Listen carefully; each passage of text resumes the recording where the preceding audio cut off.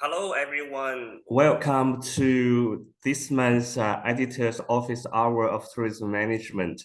Good morning, good afternoon, and good evening, depending on where you are. I'm very pleased to host the office hour this month. As Professor Kathy Xu explained in previous office hour sessions, we do not have an agenda for this open office hour time every month. So this is just open agenda time. We have open dialogue, and I will be very happy to answer your questions or take your comments. And if there are any questions I do not have a direct answer for you right now, I'm happy to bring the questions back to the editorial team, to Professor Xu, and I will get back to you later.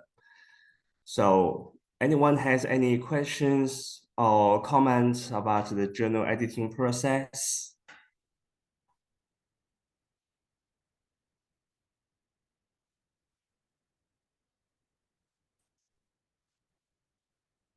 If anyone is ready to ask questions or provide some feedback or comments, feel free to turn on your camera and speak. Or if you like, you can also use the chat box. While we are waiting for questions, I just want to say thank you all for your support to the journal Tourism Management. I know many of you are readers of the journal. Some of you probably have published or are submitting your papers to the journal, or you may have reviewed papers for tourism management. In any occasion, I thank you all for your support of the journal. Anyone has questions? Hi, Please. Dr. Lee. Yeah. Nice to see you. Do you hear me? Yes, I can hear you well. Hi, Dr. Lee. Nice to meet you. So I'm Lingqiao Li from University of Houston. So my question is, because recently I have a paper under review in tourism management, and I received a very interesting comment from the reviewer is, since nowadays, because that paper adopted the big data image analytic algorithms to identify photos. Then the reviewer suggested nowadays it is possible for AI tools to identify the photo content instead of using a specific algorithm. So my question is for tourism management or for academic research in the future. So how do you say the acceptance of using AI like ChatGPT as research tools to analyze data? Very, very good question. Thank you, Ningqiao, for your question. I have to say, personally, I'm not an expert in the AI or in your research area, but my understanding is for the Journal of Tourism Management, the key criterion for publishing in this journal is about academic rigor, contribution to theory development, plus the practical implication, managerial implications. So these are the key criteria. In terms of the specific question about the data analytics or using AI as a tool for analyzing the data, I think together with many other journals in our field and in management, in many other fields in general, there have been a lot of guidelines being published to guide authors how to use artificial intelligence, ChatGPT, in the ethical and appropriate ways. I think the bottom line is we must make sure the knowledge we are creating and publishing in journals have human contribution rather than through just the artificial intelligence. So the ChatGPT or any other artificial intelligence tools, they are certainly very, very helpful in terms of assisting us to conduct the research designed and developed by researchers rather than everything by just the robots or AI. Yeah. So I think if you can demonstrate clearly that the originality, the rigor of the papers are developed and designed by by the author's team. I think using AI or ChatGPT specifically in the appropriate ethical way, I think it will be fine. I think in the future, probably more and more journals, including tourism management, will publish more and more clear guidelines in terms of how to use artificial intelligence for editing, for assisting the research process. I think this is the open area. I think the methodology, the technology is still under development, and all journals and editors are also continuing to develop guidelines for researchers. I think the bottom line, as I said, is we must make sure we develop and design the paper, the research framework. Got it. Yes, because most of the guidelines currently is more about guidelines about using AI as editing tool or paraphrasing tool instead of using it as a data analytic tool. So I'm also very interested in how our academia will respond to this. But your answer is helpful. Yes, thank you. Yeah, I think in the end, the challenge with OpenAI or ChatGPT is still like a black box. So the methodology behind it is not fully transparent or to most of the knowledge of the general public. I think, as you said, we can use artificial intelligence or other artificial intelligence tools or methods or algorithm for the analysis. The difference probably is with the other AI methods, the methodology is transparent. So as long as we explain the methodology and with proper reference in the paper, I think it's acceptable. Well, with OpenAI or ChatGPT, the methodology, the algorithm behind is no difference from other AI methods. It's more complex, but still behind the platform, it is the algorithms. I think the difficulty for us is the transparency. So I think is that, the technology is still progressing and we expect more transparency can be introduced to guide the authors to use it in a transparent and ethical way, and also to guide other authors, other readers to replicate the research process. So I think for this, the way is still, it is a long way for us to go together, but definitely it's worth watching this. And this is a very, very good question to ask and to consider. Yeah, thank you. My personal view is, we should always use the latest advanced methodology and the technology to assist our research. But we just need to make sure we use it in the appropriate and ethical way and transparently. Yeah, I do agree. Like dealing with the transparency is one of my major question for this problem. Yeah, for using this tool. Thank you. Yeah, very good question. Thank you, Ningqiao. Thank you. Any other questions or comments or feedback?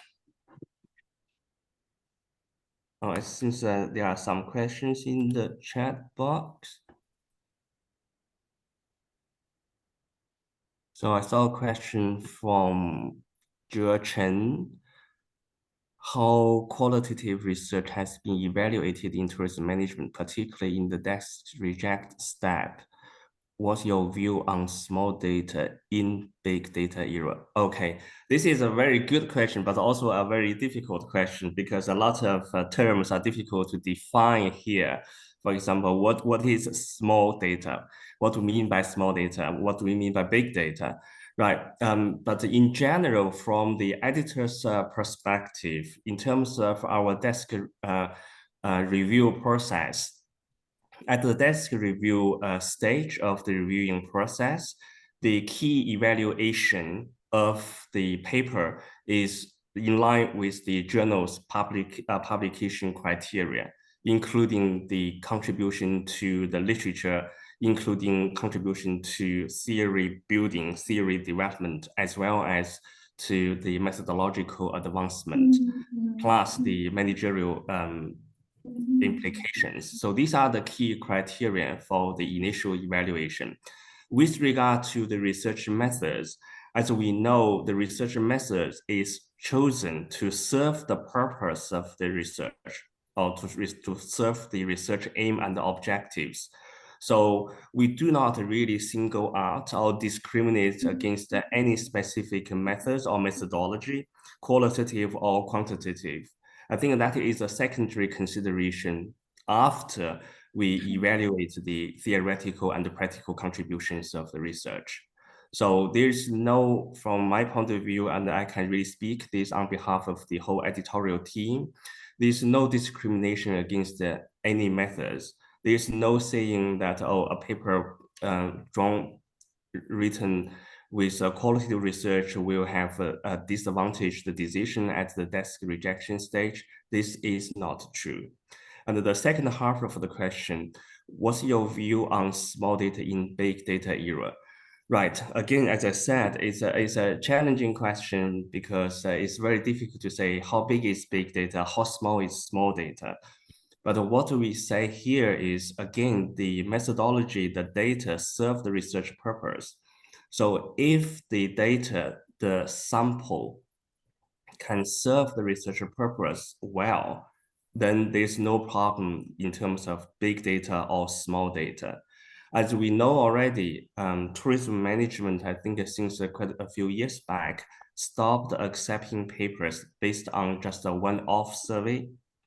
Therefore, the reason for this advancement is really to ensure the rigor of our research published in the top tier journal such as tourism management. So the sample size is less a concern in comparison to the research design, the match between the choice of the method and the research objectives.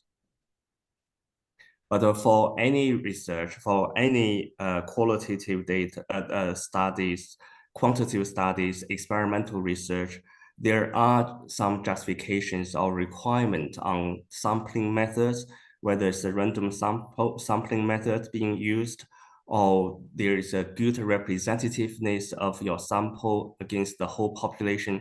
These are the key issues to be taken into consideration.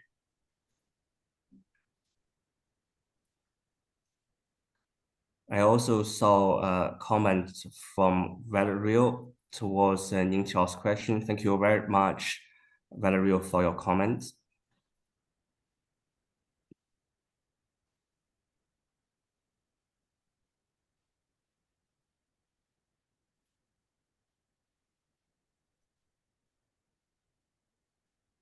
Any other questions? I wonder, anyone in the audience has submitted a paper recently to tourism management, and share your feedback about the reviewers' comments. Do you think the reviewers' comments are helpful, or how the reviewers' comment help you to shape and improve your research? Anyone would like to share your experience? Right. Let me share something. Now, earlier on, someone asked a question, what are the hot topics that tourism management welcome for publication in the journal? Now, this question has been asked a number of times, and on other occasions, Professor Kathy Xu also provided some response to such question. Just in case this question may interest you and you also would like to know tourism management's opinion and the position on this, now I can share the collective views of the editorial team of tourism management. Now, as Professor Xu responded before, the tourism management doesn't really recognize just hot topics or cold topics. That is not the criterion for publishing in tourism management. It's very useful for researchers to explore the latest phenomena which took place in certain part of the world or commonly across the world. But in the end, these just provide a context for us to research, to contribute to theory, to methodological advancement, to managerial implications. So it's really not necessary that we must all research about a so-called hot topic. In recent probably months or a couple of years, we have seen a lot of researchers focusing on service robots in tourism. As an example, there are some other topical issues. Well, when we are evaluating research papers submitted to tourism management on these topics, we will not discriminate against, oh, this is hotter than the others.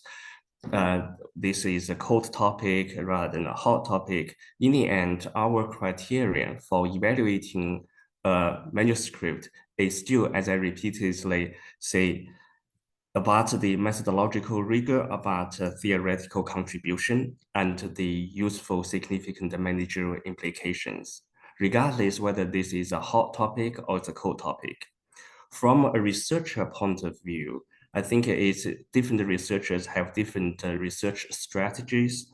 You can research a hot topic if you can take some knowledge advancement based on this particular context. And it is useful for us to understand the new phenomena and try to use social science theories to explain the phenomena, and also take the opportunity to contribute to the further advancement of knowledge and methodology. But it doesn't necessarily mean we have to choose a very hot topic or a new trendy topic. So from tourism management point of view, there's no more popular or more welcoming topics than the others. So I hope this is the good news for everyone. Any other questions or comments or sharing your experience? I would like to share experience when I published my manuscript on a journal. It's not tourism management, but it's very interesting. I just submitted the manuscript using the cross-sectional quantitative analysis to demonstrate some observations I got from the perspectives regarding stereotypes and host tourist interaction. But the reviewer, one of the reviewers asked me to do some qualitative research in addition to my quantitative research. So he recommended me to conduct the mixed methods study to make my manuscript better. I don't know if it works when we submit our manuscript in the future. If we have to using mixed methods, or it is more popular than qualitative study or quantitative study alone. Thank you. Thank you, Gary, for the question. This is a very, very important question, very useful question to ask. I think this is the same question probably we all consider when we are conducting a piece of research. Now, from the tourism, although I know you didn't submit that paper to tourism management. Here, for tourism management, as I mentioned, we do not accept submissions purely based on cross-sectional survey data. And this is mainly because we would like to maintain the rigor of the methodology. As we know, there are limitations with any method. So with the cross-sectional survey data, the endogeneity, the causality issues are difficult to guarantee. So this is one of the reasons that tourism management highly encourage people to use multiple methods or mixed methods.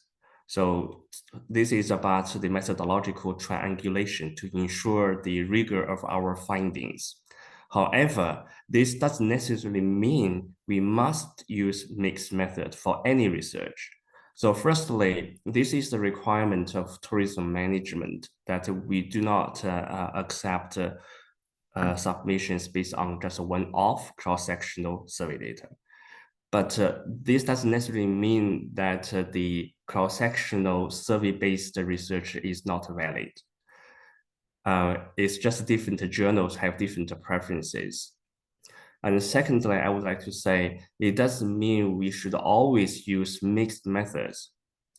Again, the choice of the method is the secondary consideration after defining the research aim and objectives. If the research aim and objective require the data, different types of data to be analyzed in order to achieve the defined research aim and objectives, and if the qualitative research and quantitative research can complement each other, then that is probably a good justification to conduct mixed method research. But we have seen a lot of papers based on mixed method being criticized or challenged by our reviewers, mainly because of the lack of rational justification. For example, although tourism management doesn't publish cross-sectional survey research, it doesn't mean you have to add a qualitative stage of the research into the paper in order to meet the requirement of the journal. If you cannot justify the value added for conducting the additional qualitative research. So although tourism management stops publishing or accepting the cross-sectional survey-based data, it doesn't mean automatically mixed methods paper will be accepted straight away. A number of papers based on mixed methods were rejected because of other reasons.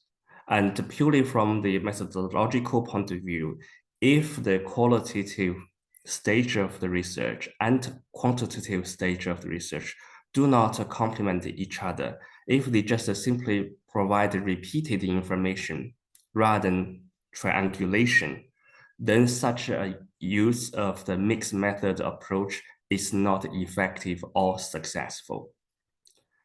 Also, with big data analytics getting more and more popular and useful for conducting tourism research, we have seen more and more longitudinal type of research based on secondary data. For example, a number of papers related to Airbnb can be based on some longitudinal data. So it doesn't mean we have to use the qualitative plus quantitative methods. So tourism management also accept papers based on longitudinal quantitative research design. Plus, as we all know, if a paper is based on experimental research, this is also totally fine to pass the initial desk rejection stage. Great answers, Professor. Thank you very much. I saw another question from Valerio on response to viewpoints and articles within academic discourse. Specifically, how do you view submissions that directly engage with and changing existing research? Recently,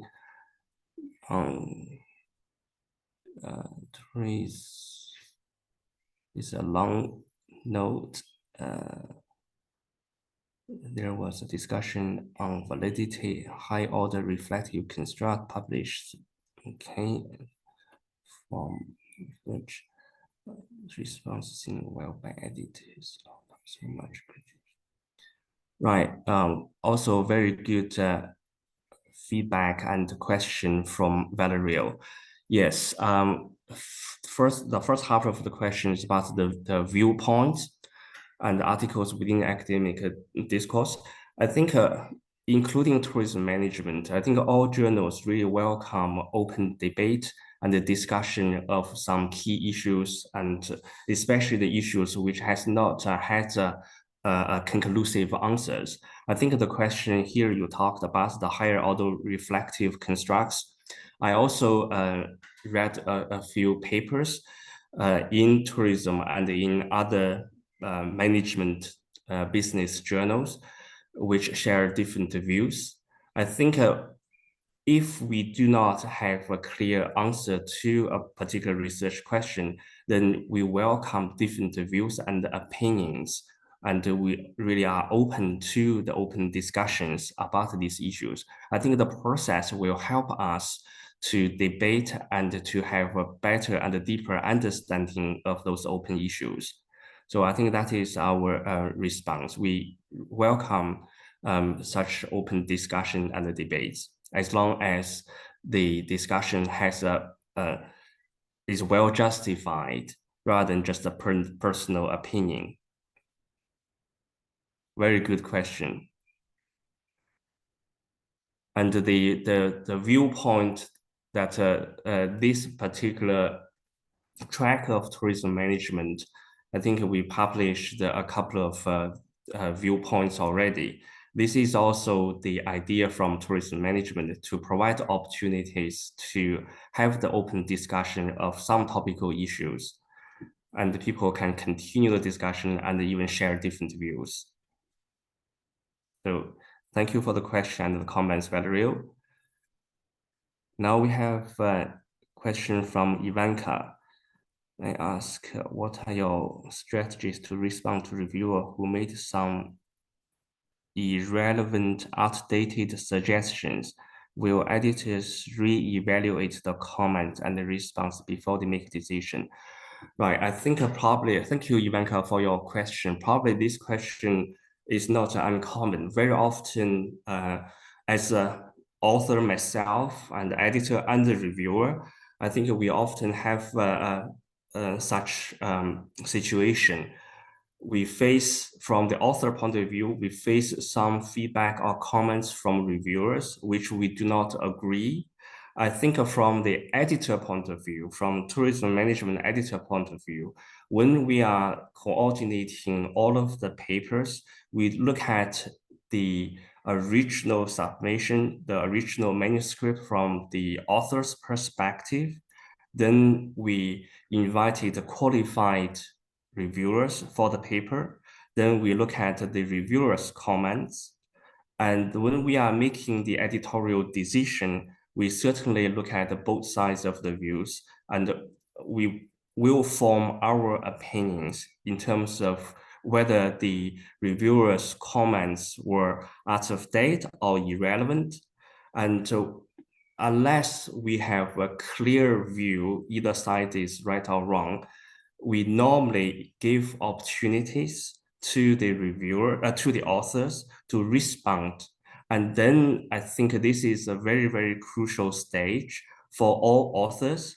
When you are receiving some comments, you either disagree or you feel the comments are irrelevant, please do use this opportunity. If you are given an opportunity to revise and respond to the reviewer's comments, please do share your views with clear evidence or clear references why you believe the reviewer's comments are not relevant or incorrect or out of date. I think in the next round of the review process, the editor will certainly further look into the author's responses before we make future decisions. So this is about communication, and from different perspectives, the reviewer's perspective, the author's perspective, and the editor's perspective, we hope we all take the opportunity of this open communication carefully and make sure that we explain our decision opinions in the clear, rational way and with clear evidence, with some literature, ideally the literature, the references in key top-tier journals to back up your opinions. So this is my view. I can guarantee you that when editors of tourism management make decisions on the paper, we certainly look at both sides of the opinions. We look at the author's initial writing, we look at the reviewer's feedback, we further look into the author's responses. So the response from the authors is very, very crucial for the reviewers to further understand the original design of the research.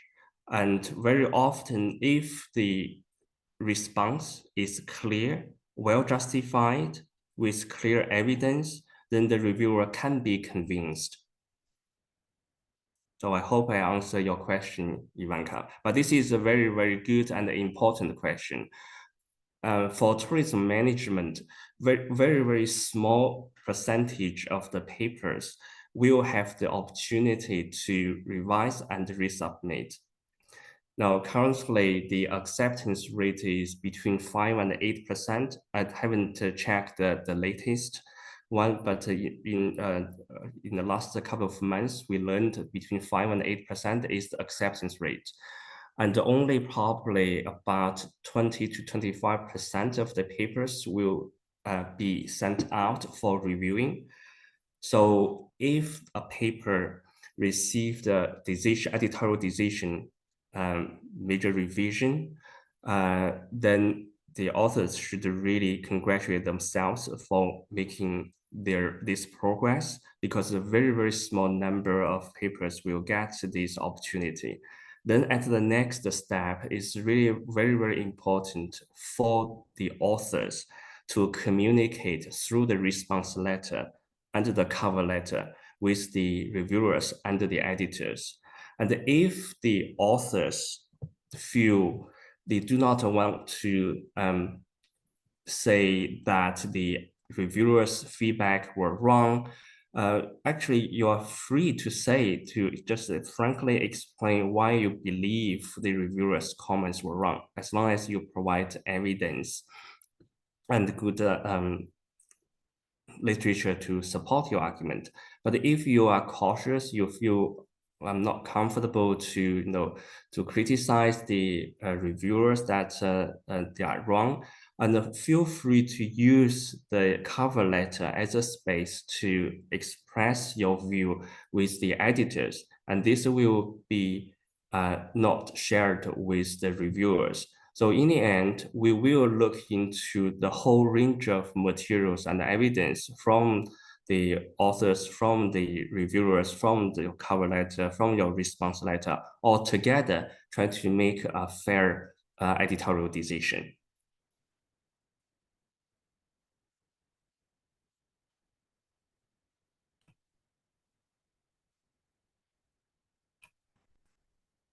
I hope I answer your question, Ivanka, but this is a very good question and an important question. Hi, Professor. I have another question. Hey, Gary. Yeah. Yes, please. Okay, a very stupid question, because since nowadays many big data analysis methods have been used in the manuscript, but there is a lack of theoretical foundation or support. From my viewpoint, I just wonder, how can the authors find the appropriate theoretical foundations? This I have heard some perspectives from all the reviewers or editors that every topic can find some theoretical foundations, maybe from cross majors, cross fields. But I just wonder how the first theory in our human beings formed, since there is nothing to do with reference or to do a literature review. As I know, something like the theoretical of relativities proposed by Einstein. Before Einstein, there are many theories related to theory of relativities. But how does the first theory form in our human being, since there's no any references, right? Gary, very good question and interesting observation of this. I think tourism research in general is a multi or cross-disciplinary research, mainly in the social science domain. So as you said, this is the big data analysis era. There are lots of big data analytical tools or methods being proposed to serve or to assist us to research about some social phenomena. I think for social science research, we must build our research on solid theoretical foundations. And because tourism, in my personal view, and I discussed this with many other scholars, in my personal view, tourism itself is not a new or standalone discipline. It's a multiple or interdisciplinary field of research. So we can draw theories from multiple existing social science disciplines, economics, psychology, geography, so many different disciplines. And tourism research really is exciting because it's different from other single disciplines. It provides the opportunity for researchers to mix and draw different disciplinary theories together. And therefore, tourism provides each single discipline a new opportunity to further develop theories in their discipline, and provides opportunities to mix theories from different disciplines. So the interdisciplinarity is really the beauty of tourism research. Therefore, my view is, yes, this again related to what I mentioned earlier. The data analysis, the methods really serve the research purpose. And we must have a theoretical foundation, especially as we learned big data analysis. This is going into the quantitative research domain. And the quantitative research should be deductive. Therefore, it's based on theory. So we must have certain theoretical foundations to support us to use the vast big data to analyze social science phenomena. I think the combination between methods and the theory must be blended in the coherent way.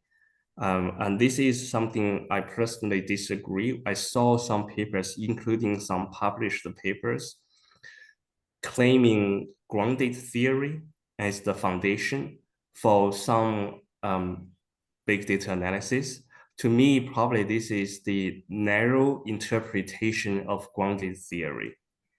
A lot of research topics, for example, using some online reviewed information to come out with some patterns or findings and claiming this is ground theory, this is wrong. Because for the research topics, such as online review or tourist satisfaction, there have been a lot of theories being developed already. When we apply ground theory, that means for certain research topics or areas of research, there hasn't been any existing theory. Then we need to use ground theory. But this is, in most cases, not true. So I totally agree with you, with your observation. When we are moving towards this big data era, when we conduct any research based on big data, we should not forget our research should be theory-based, should have solid theoretical foundation first, before considering what kind of methods, what complicated techniques we can consider to serve our research purpose. Thank you, Okay, Gary. thank you. Hi, Professor. Hi, Valeria. I'd just like to, I don't know, it's not a question, but I was listening your answer to Gary. And recently, I don't know if you saw, but there was a discussion on the validity of using some theories in the tourism setting on TriNet. I think it was Professor Noah Scott that brought the example of the theory of planned behavior and how it was applied initially to understand the use of seat belts and how tourism researchers indiscriminately they apply to tourism without this critical view on it. And the same thing we can apply to prospect theory, that is a theory for risky choices, and most of tourism decisions, they are not risky choices. So it's, I don't know, sometimes when I think about if it's that much we are applying properly the theories from these areas to tourism, I don't know. It's just a feeling that I have that it appears that we're doing something wrong. Again, Valeria, thank you very much for the question and the comments. I think this probably is the beauty of social science research. I think nobody would deny 1 + 1 is equal to 2. But for social science, especially for tourism research, as I said, we can approach even exactly the same phenomenon from different disciplinary perspective. And even within the same disciplinary perspective, there are different theories. And some of them might be contradictory to each other. Some might be more relevant to some old phenomena. Then some scholars may say some theories are out of date. I think probably such a statement is half right, half wrong. There are always phenomena in certain part of the world which can still be relevant, can still be used to interpret some phenomena from some perspective to some extent. But I think such a discussion is very useful to help the community together to advance knowledge. I think I can also echo your point with another example. Recently also, as you mentioned, the perspective theory, right? The behavioral economics is the newer development compared to the neoclassical economics. So earlier time, before the behavioral economics becomes popular and dominates some fields of research, we rely on the neoclassical economic theories for many research questions. And the fundamental assumption of neoclassical economic theory is that people make rational decision. Well, we cannot deny that people always make an irrational decision.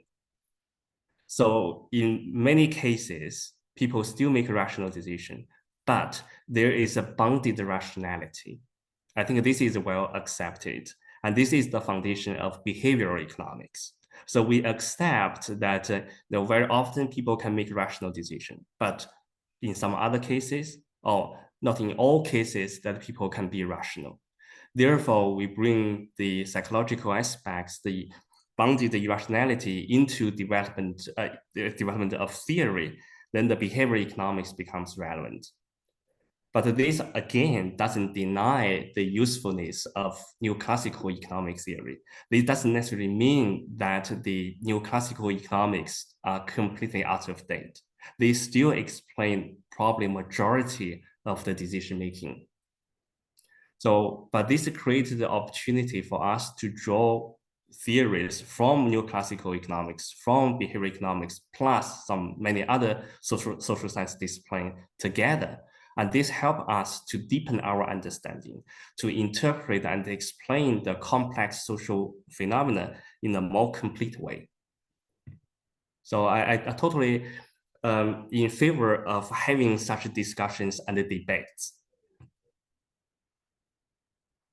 I think in the end, which theory is out of date, which theory is relevant, it depends on the research question and whether the theory can be used to interpret, explain the research question, the research phenomenon. Yeah. Thank you, Professor. Very good question and comment. Thank you, Valeria. Now, while some of you are still thinking of your questions, can I also make some comments and some clarification of the editorial decision of some submissions?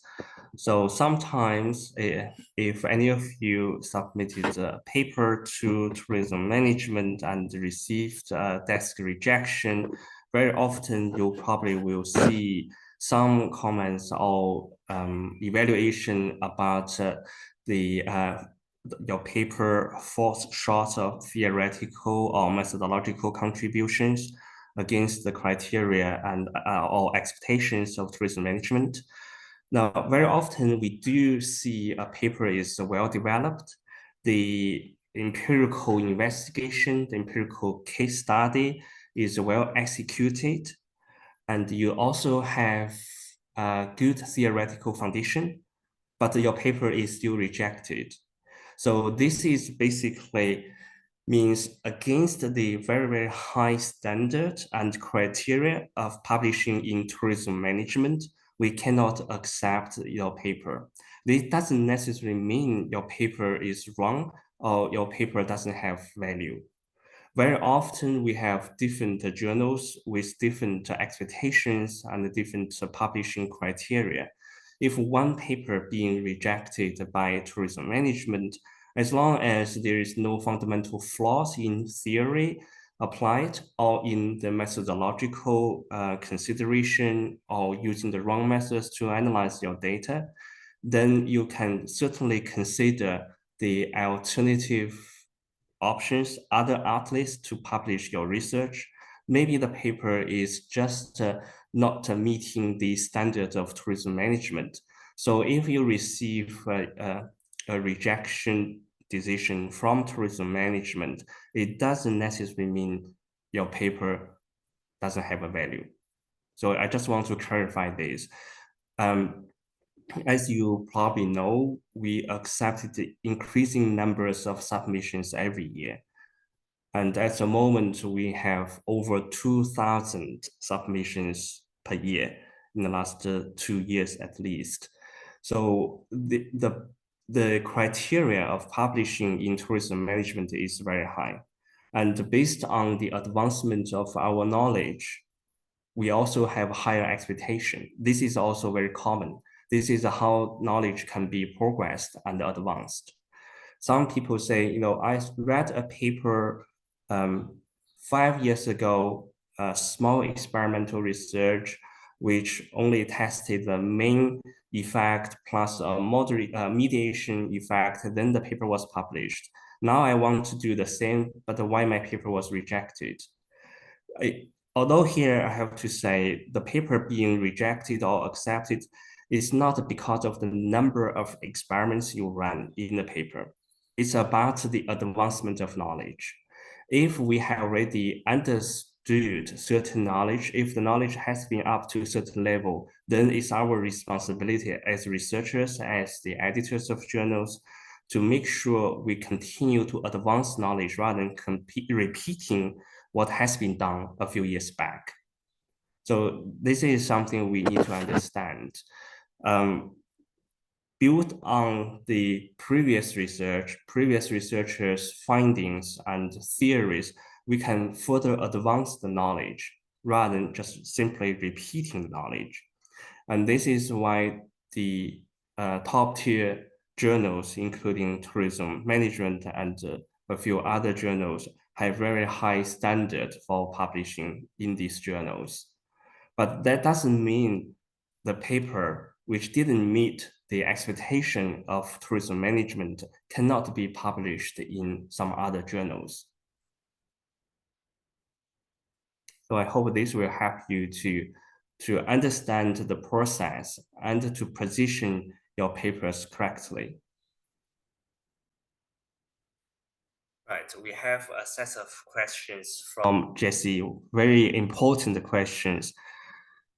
So here, the question is how, as every experienced author emphasized that theory foundation is important. First, how does it come into play in the research? Okay. Second, how do we decide whether it is the most suitable theory to support the research? Good. The third question is how do we connect a phenomenon with a theory? What is the mechanism of it? These are all very, very good questions. Right. As I mentioned, for tourism research, we have already have a number of relevant theories from a whole range of social science disciplines. So these are all the possible theoretical foundations we can draw. Now, from which perspective, which theories you should use to analyze the social phenomena? This is very much down to your own consideration. From what perspective, firstly, disciplinary perspective, you would like to approach the social phenomenon. For example, the over-tourism has been discussed a lot in Europe. Well, to interpret or explain this phenomenon, you can look at it from the sociology perspective. You can look at it from the environmental management perspective. You can also look at it from the economic perspective, such as the carrying capacity issues. So these are the whole range of disciplinary perspectives you can approach for analyzing the same phenomena or research question. So it's really drawing your personal background and your interest, which theoretical and disciplinary foundation you would like to draw. If you are an economist or you have an economics background, you may want to approach this issue from the economic perspective using economic theories, something to do with carrying capacity. But if you are from a environmental science or environmental management perspective, you may want to use some pro-environmental behavior theories to analyze it. So these are the whole range or spectrum of theories you can draw. What I would like to say here is, with the continuous advancements of theory, when we are analyzing the same research question or similar research questions year by year, generation after generation, then we should consider whether we can explain the theory in a more comprehensive way, whether we can draw theories from different disciplines and combine those different theories from different disciplines together. This is one way of creating new theory and contributing to the existing literature. So this is the way you can do. And how do we connect a phenomenon with a theory? I think we can look at it from both ends. You can look at a new phenomenon, and then you consider what perspective you would like to approach this phenomenon. You can also look at a whole range of theories and see which theory can be relevant, can be applied to the phenomena you are interested in. I think the connection is the key between a relevant and appropriate theory and a phenomenon. And here, as I said, sometimes there's not just the one theory being the correct one to be applied for this research question or phenomenon. Very often, you can use multiple theories across different disciplines, and that is the beauty. And this is really the next generation of tourism research. I think I highly recommend everybody considering not only the theories within one single social science discipline, but try to expand your spectrum of theories and consider whether this opportunity to merge or to integrate theories from different disciplines and then to apply the newly developed multi or interdisciplinary theory to the phenomenon. This can help us to deepen the understanding, to have a fuller understanding of the same phenomenon. So that is the one approach to conducting tourism research.